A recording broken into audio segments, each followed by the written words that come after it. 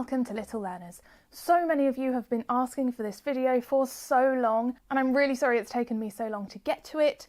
As some of you may know, I did do some filming and lost the footage, and this was one of the videos that was in this footage. So let's get into it. Reading to children might seem like a really simple thing, but for many people it can make them feel a bit nervous. Do I have to do silly voices? Will children actually listen to me? How do I make the story interesting and maintain their attention? All very valid questions, which I hope I will be answering in this video for you. So first of all, it's really important, of course, to have age-appropriate reading material. My specialty is EYFS, and so I have chosen We're Going on a Bear Hunt, a very, very popular book which children above EYFS age will also really enjoy. I'll tell you some things that I really like about this book and why it's a great one to choose. First of all, it has lots of repetition in it. So every other page, we're going on a bear hunt, we're going to catch a big one, we're not scared, and it's something that children can then learn and join in with.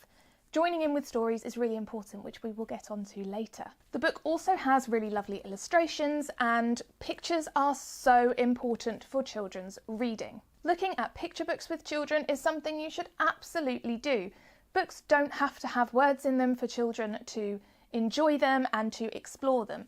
Understanding what's going on in pictures and understanding a story from the pictures is something that can help children with their comprehension skills when they do come to reading words later on. So please don't be worried if you've got books that don't have words in, because they are so important even for older children. So I thought what I would do is just read a little bit of this story so you can see how I would read it, and then I'll go into a little bit more detail about what you might do when you're reading a story to children. Before starting the story, I might even ask questions about the cover, so the picture on the front, and the name of the story. What do children think is going to happen in the story, just to get a bit of a conversation going and exploring those comprehension skills about predicting what might happen. We're going on a bear hunt. We're going to catch a big one. What a beautiful day. We're not scared. Uh-oh, grass, long wavy grass. We can't go over it. We can't go under it. Oh no, we've got to go through it. So as you can see there, I am really using expression in my voice for the different sentences. Don't worry if you feel silly when you're doing this. It's really a great way to engage children rather than just reading like this. We're going on a bear hunt. We're going to catch a big one. What a beautiful day. We're not scared. Reading it like that, kind of more monotone, how you might read to yourself, is not as engaging for children as we're going on a bear hunt. We're going to catch a big one. Now this part of this story repeats and repeats and repeats. So as you go through the story, or if children have already heard this story before, you can encourage them to join in. So you might say, we're going on a bear hunt. We're going to catch a big one. What a beautiful day. We're not. And wait for them to join in. And as you go through the story, they'll be able to join in even more of that. Also look out for opportunities for children to get a bit active when you're reading a story, if that's appropriate. Obviously, if you're doing a bedtime story, you might not want them to be getting really active. But for example, on this page, we have the grass being swishy, swashy, swishy, swashy. So we can pretend to be the grass and be swishy, swashy. When you're going through the story, you can be asking children questions. You don't have to, but this can be another way to extend their learning and to engage them in the story. So for example, on this page, the family is going through a river. Splash, splosh, splash, splosh. What can you see in this picture? They might say they can see that they've taken their shoes off, or that the baby is on the daddy's shoulders. What do you think it feels like in the river? Have you ever been in a river before? What would you do if you got to a river and you needed to cross it? They might say they would swim. They might say they'd find a boat. But these are just different questions you can ask to extend their learning. Of course, if you are reading to a child who is non-verbal at the moment or doesn't have that many words, you might want to keep your questions a little bit more closed. So if you know a child can say yes or no, then you can ask yes or no questions such as, do you think it would be cold? Do you think it would be wet? Would you like to go through a river? Asking children questions that you know they have the words to answer. This allows them to be involved and engage with the story in a way that is appropriate for their level. If children are struggling to answer your questions, you might want to try modelling. the answers. For example, when the family is going through a snowstorm, you might say, "Oh, do you remember when we saw snow? It was so chilly, wasn't it?"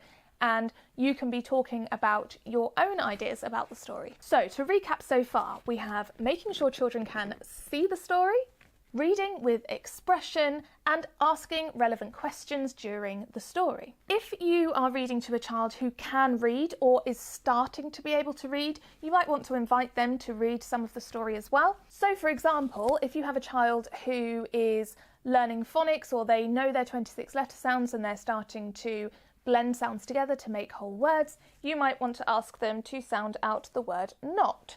So you can say we're, and they can sound out ot, not. Great! We're not scared.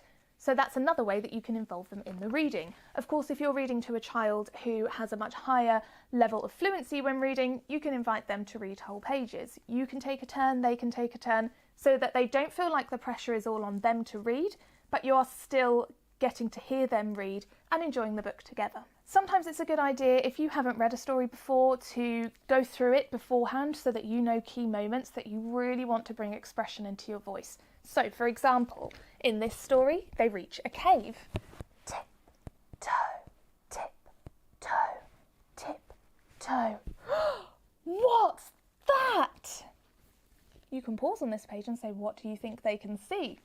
One shiny wet nose, two big furry ears, two big goggly eyes.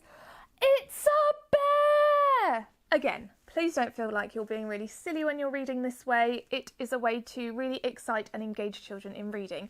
And I understand that for a lot of people this might not come naturally, and it takes a bit of practice, and that is okay. In order to practice, you might even want to take one of your children's books and read it to yourself on your own, practicing that expression. It's okay if you need to do this. As I said, this does not come naturally to everyone. So we've talked a lot about how to read to children and how to involve them in the story. When you are listening to children read, it is slightly different because obviously you are focusing on them reading. If they are a little bit nervous or apprehensive about reading themselves, then you might want to take the turns approach. So they read a page, you read a page. This can really ease children into reading and help them with their anxieties about getting things wrong, because the pressure is not all on them. So this book contains a lot of repetition that children can join in with. Other books I really like that contain repetition are The Very Hungry Caterpillar, the That's Not My series, and Julia Donaldson books such as The Gruffalo and Room on a Broom. If you're finding that a child doesn't really want to engage in reading a story, think about what their interests are.